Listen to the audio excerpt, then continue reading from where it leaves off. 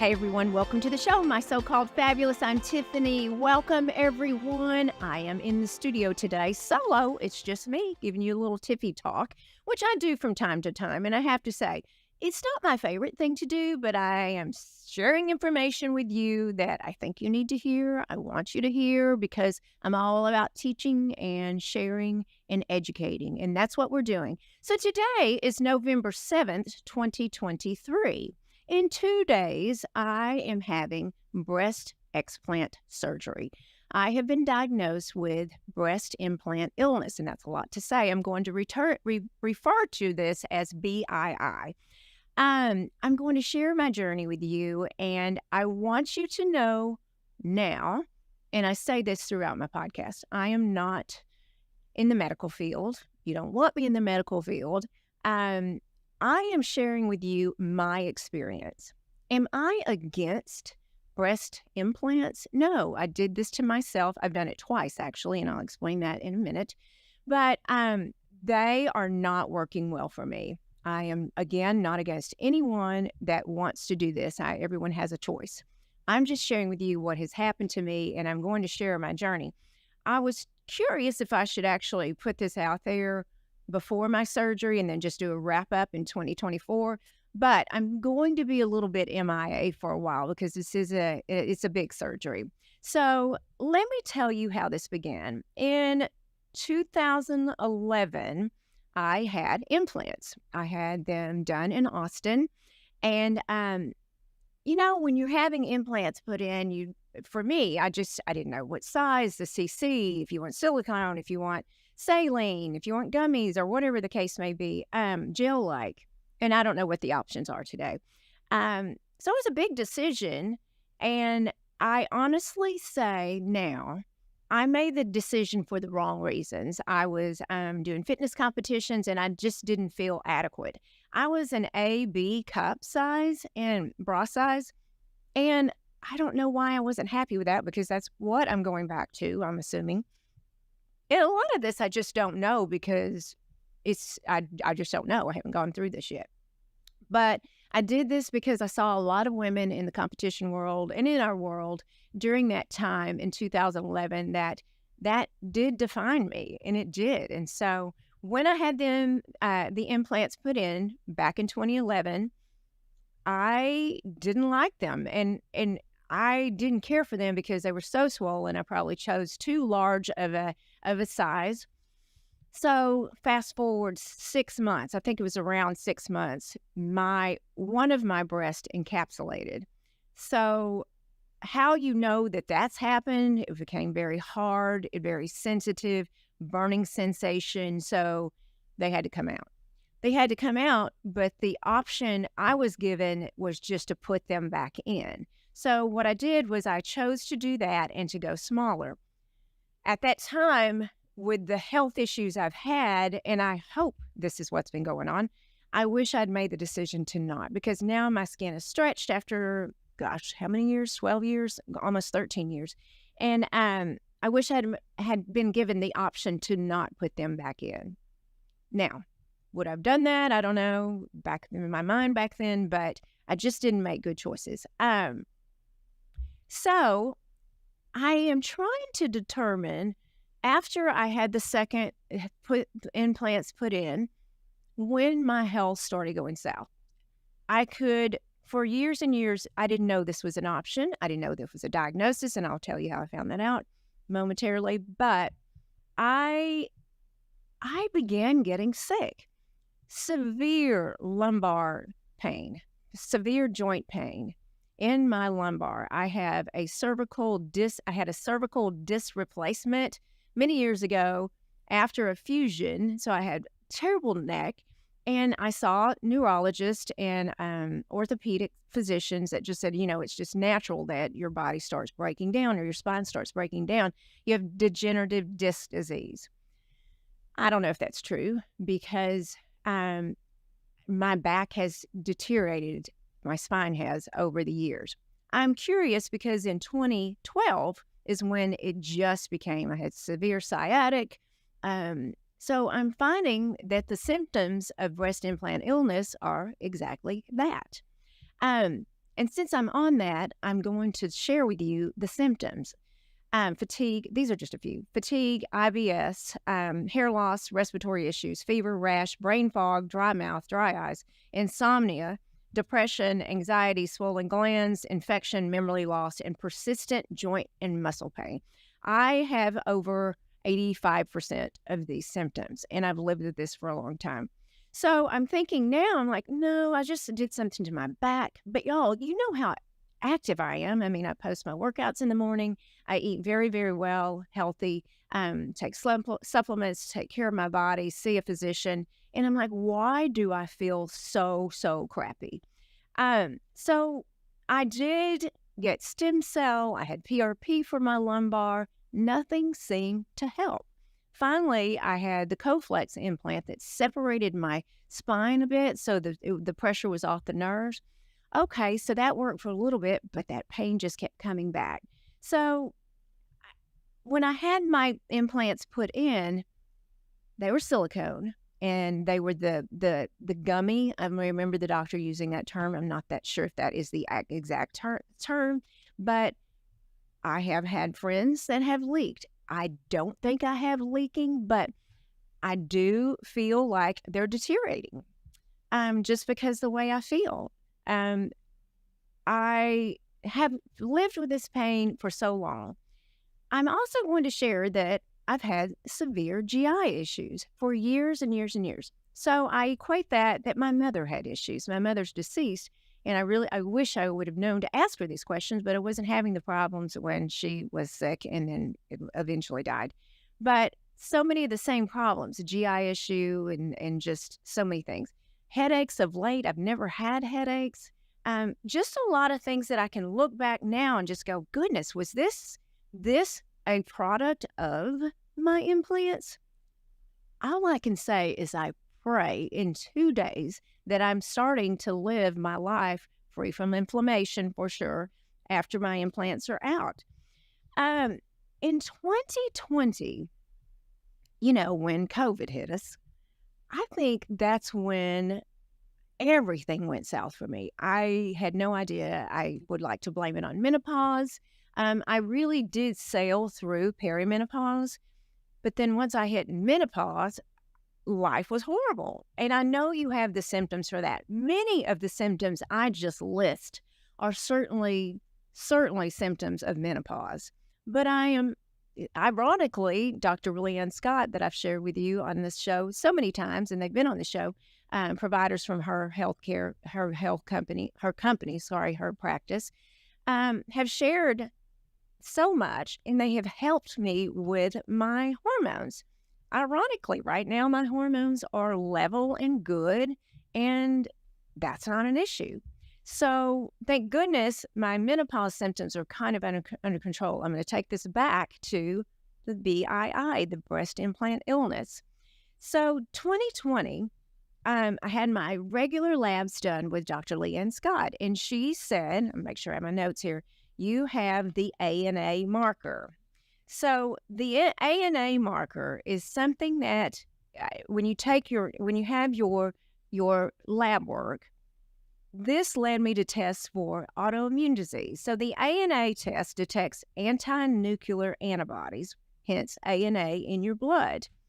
Your immune system is compromised. So I go to a rheumatologist, I go to another one, I go to several to advocate for my own health because I just couldn't get answers. I was told to get on pharma, on biologics, but why?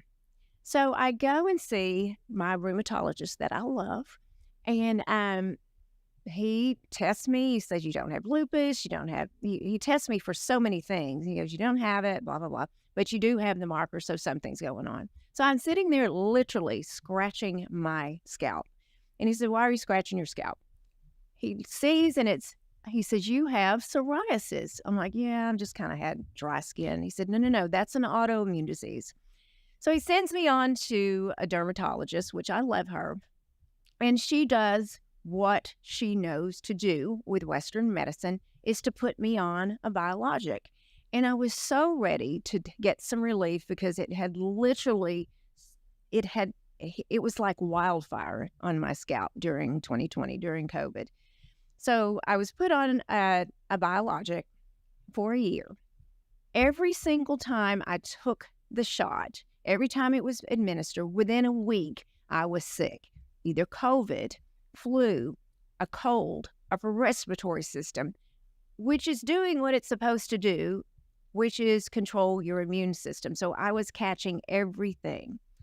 My doctor's answer was, don't go out in public, wear a mask, be careful. And hey, y'all, I'm in social media and I have a podcast, so I'm going to be out and about.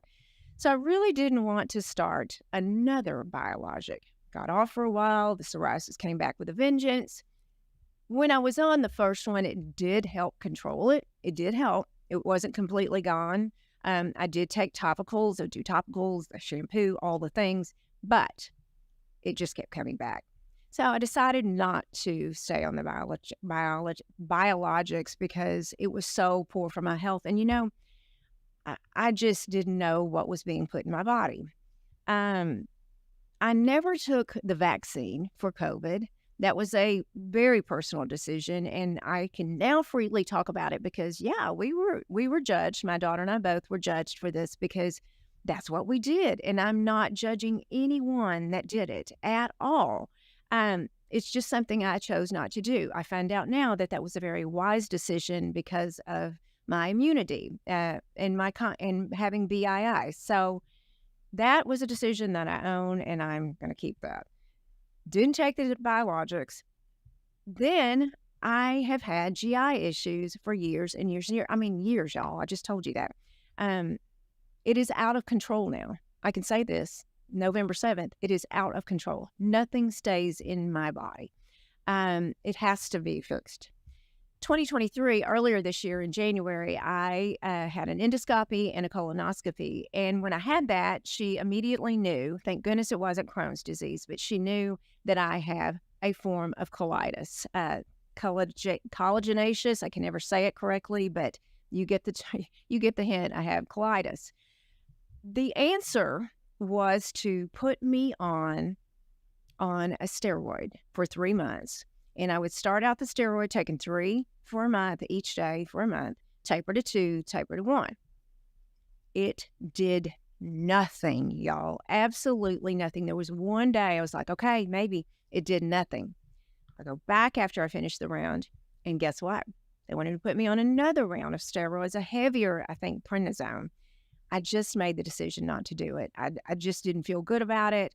I felt like I was putting a Band-Aid on this issue, and I still haven't fixed it. And I'm so excited and praying that we have found a solution, and I'm going to find out within the next week, I hope. But that was my second autoimmune.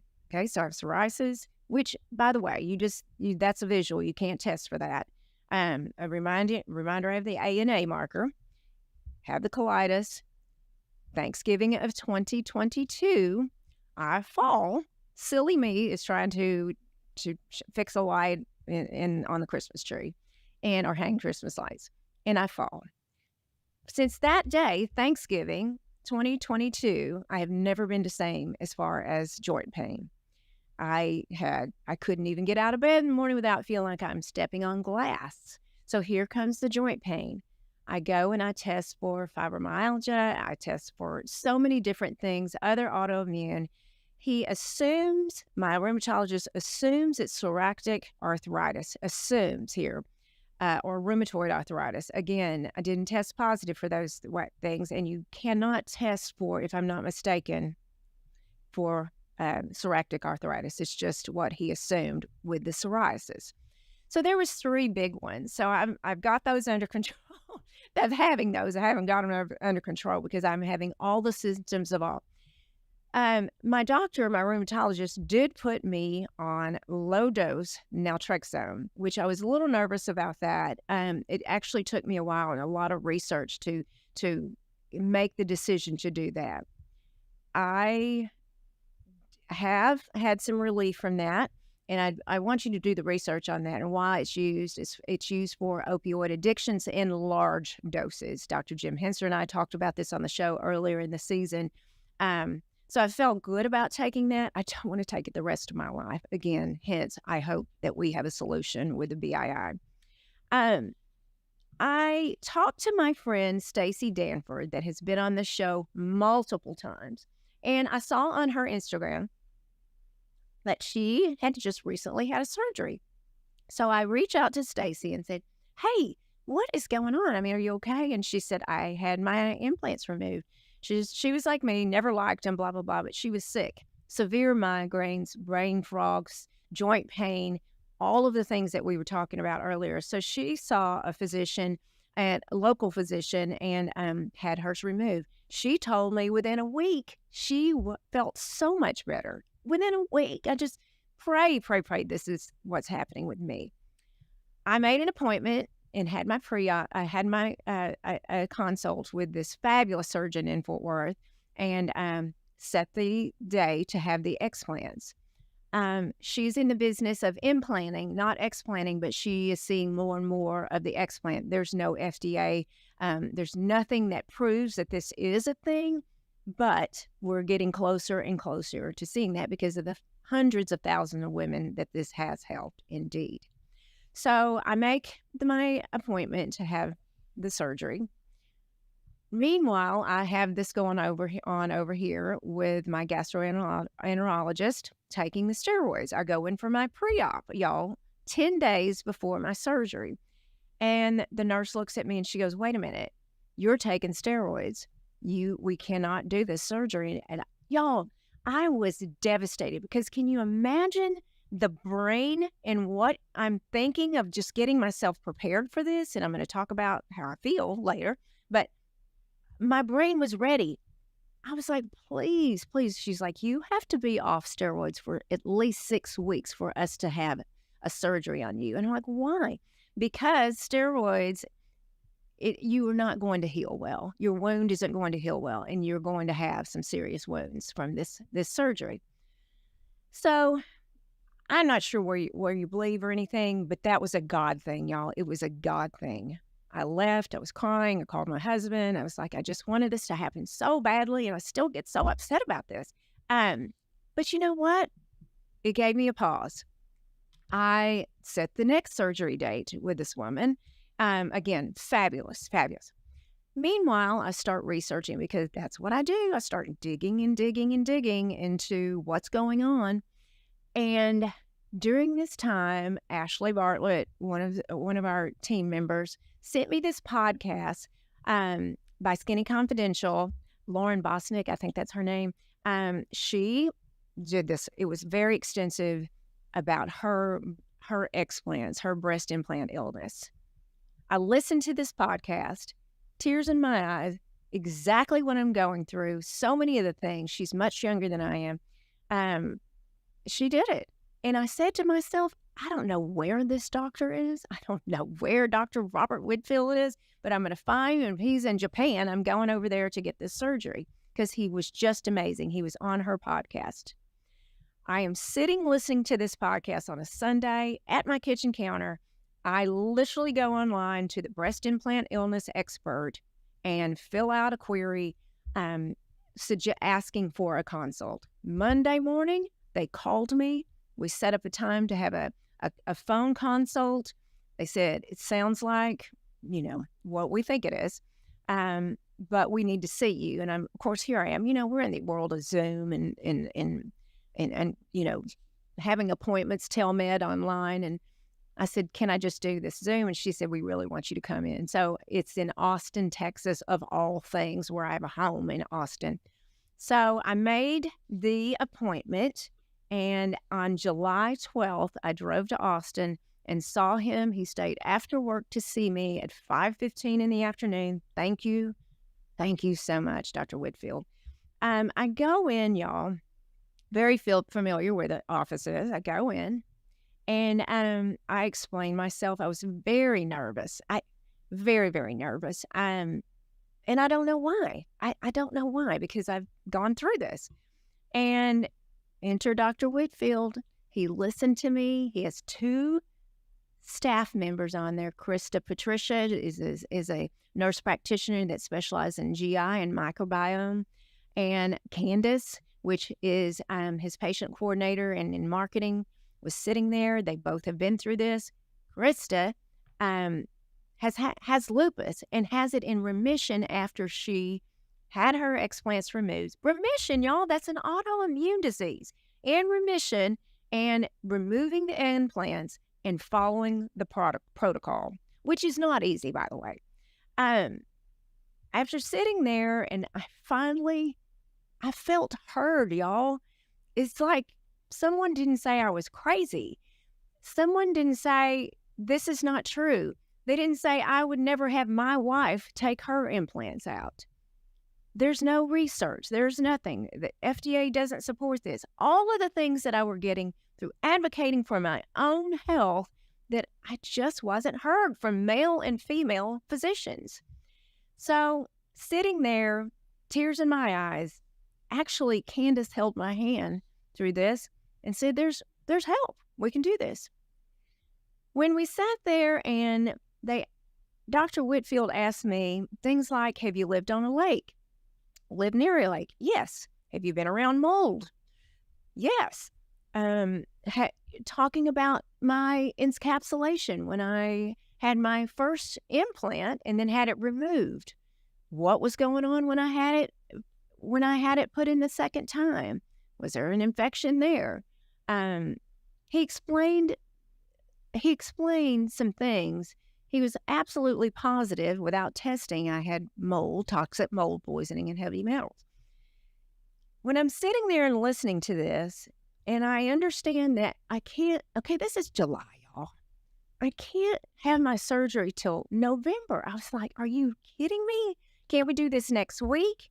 I was so discouraged. But there's a reason. Obviously, he's very busy. If you look on his website, and we'll have this in the show notes, he's done over 1,600 explants, y'all, removing, right? He came from a field, he was with reconstruction for cancer patients, moving into this field and believing it so much, believing in this work. And I'm reading the testimonies on his Instagram, on his website, just amazing.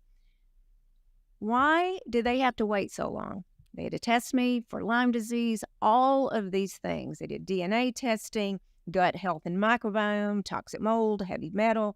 They tested me for Lyme, which I was negative. They checked my hormones, and I've explained that. I was good there, thank goodness. Food sensitivities, inflammation markers, autoimmune markers, which some of these we'd known because, again, I'd advocated for my health. I get the results back because I went home and I had all these tests run. I found out that I indeed have toxic mold poisoning and heavy metal poisoning. There's a protocol, and I have so many papers in front of me, but there's a protocol when you test positive for these things. And my gut issues that I have, that Krista, the nurse practitioner there, she puts you through. So I just started the protocol, and it's a rapid relief protocol. We started 4 weeks prior to surgery, and there's supplements, and please go on their Instagram to take a peek at this because they have the protocol on their website, and it's amazing. I'm taking things like V-complex, magnesium, which is not my friend, but I make sure I do not take citrate because of my GI issues. An EPA DHA, I have to do that. I've been taking that for years regardless. I'm now taking Element, which is it's like a trace minerals, a sea minerals. You could take that, but I'm doing this for hydration and putting electrolytes back in my body. Curcumin, phytosomes. I'm talking, and then there's things like just relaxing, which I just don't relax, and doing things that I'm preparing for this. Caffeine detoxification. And protein intake. Again, my protein, I'm just so low in protein because I'm not holding anything in.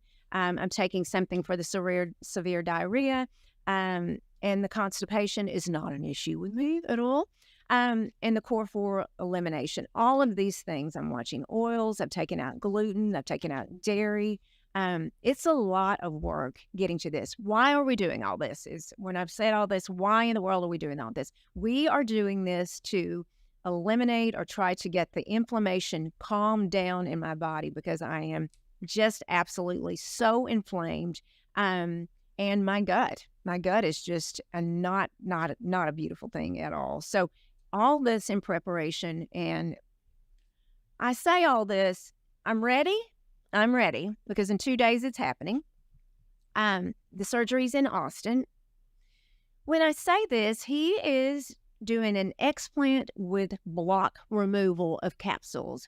The surgeon that I saw prior to Dr. Whitfield was not removing the capsules because the capsules could have an infection. They could have an infection in the biofilm. And he is going to test me for all of those things when I am in surgery. He's going to run those tests so he'll know exactly what's going on. Y'all have got to go and see. He's amazing. I have to share as well. The question is, am I scared? I'm scared. I'm scared of surgery. It's a long surgery. I'm scared of having anesthesia. Why am I scared? The anesthesia. I go back and forth. I am so ready to feel good. I am just, y'all. I mean, it's almost like when 2020 hit or in 2011, my health just started deteriorating. And it doesn't make sense when you're so freaking healthy. It just doesn't make sense. So I'm hoping this is the answer. I go back and forth of, am I going to look like a freak? Because I'm 58. I have, atrophy, obviously. Worried about how I'm going to look. I'm going to look female. I mean, not female. Am I going to look feminine? I do worry about that, but it's more important for me to feel better. He is taking the implants out. So many people have asked you, what are you going to put back in? Are you going to put them back in? Y'all, I'm not putting anything back in because I don't want to end up back where I am, and it's not that important to me. Am I scared? Yes. He did talk about a fat transfer, but he won't do it when I'm in surgery in 2 days because the inflammation in my body. And he did have some other things, but when I was talking to him, I was a deer in the headlight because, again, I felt heard, and I was just so emotional. But I am going to have a lift. The nipples will be removed and replaced, and hopefully high and tight. That's the hope. But more importantly, just want to feel so fabulous again. I talked to you about this. Those of you that have reached out, it is amazing. I went to my sister-in-law's to a party on Saturday, and I met 2 women that have already gone through this. And I'm like, why didn't I know this? How did I not know this?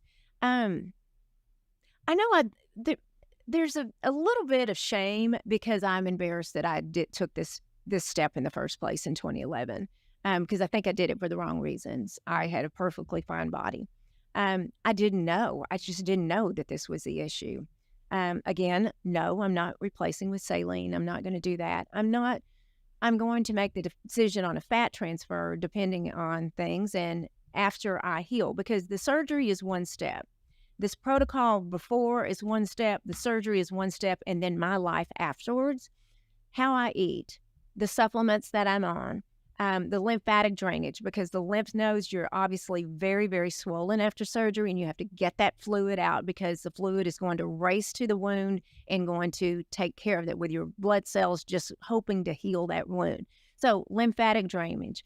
I am in Austin for a week after the surgery, and I see him daily in his office to do the lymphatic drainage.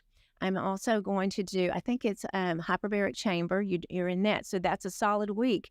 I love how his office supports you up until from the time that you consult with him to holding your hand. I mean, holding your hand. His staff is amazing. Making sure I'm okay. Making sure I'm thinking straight. Making sure my husband, my partner, is okay. So after is important as well. I've heard so many women, I've read so many women that are just immediately feel better. I am praying that I can feel better because I'm so tired of feeling this way. And I know there's so many things in the world, and this is just a small little part of my life, but I've gone through this state of depression of this is my life. You are going to have joint pain the rest of your life. You're going to have GI issues the rest of your life. But Dr. Whitfield gave me hope, and we'll see in 2 days what's going on. I'm putting all this information of where you can find him in the show notes. I will be journaling this on social media in my stories as I can. I go in very early on Thursday morning, and I really don't know. I don't know how or when I'll, be able to document, but I'm going to share everything with you because, Brene Brown says it so well. One day you will tell your story of how you overcame what you went through, and it will be someone else's survival guide. I hope you survive as well. I'm hoping a lot of things come through for me in the future, and I'm going to I can't even speak now. I'm going to share more with you in season 7 when we start back up in March, but we still have the rest of this season to go, but stay tuned and just keep watching, and I hope you learned something from this. Again, I'm not against, just didn't treat me right. It was not kind to me. So everyone, thank you so much for listening. Thank you for following this journey with me. Reach out, message me, talk to me, and let me know how you're feeling. And everyone, keep being fabulous.